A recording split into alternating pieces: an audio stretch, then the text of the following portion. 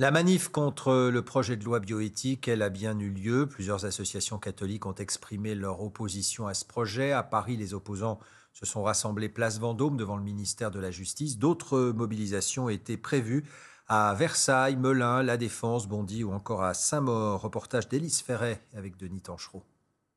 PMA, GPA, on n'en veut pas.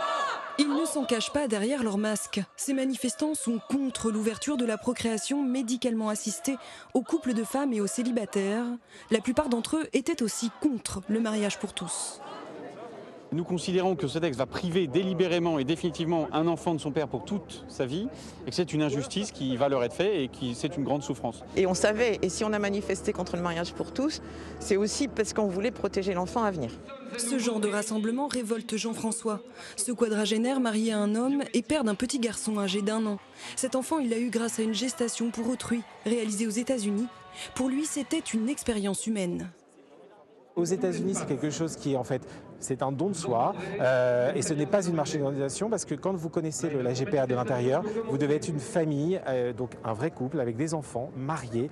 Ce n'est pas du tout ce que les gens pensent ou on achète, on paye quelqu'un pour ça. Avec ce projet de loi, la congélation des ovocytes gamètes devient possible pour les femmes et hommes en bonne santé, en cas de projet de procréation médicalement assistée. Ces militants y sont opposés. Toujours plus de procréation artificielle, jusqu'à cette PMA sans père, mais aussi avec le double don de gamètes, cautionner la fabrication d'enfants qui n'auraient plus aucune origine. La modification du délai légal de l'avortement interpelle aussi. L'Assemblée nationale vient de l'allonger de 12 à 14 semaines. Des passants témoins de la scène ne comprennent pas le problème.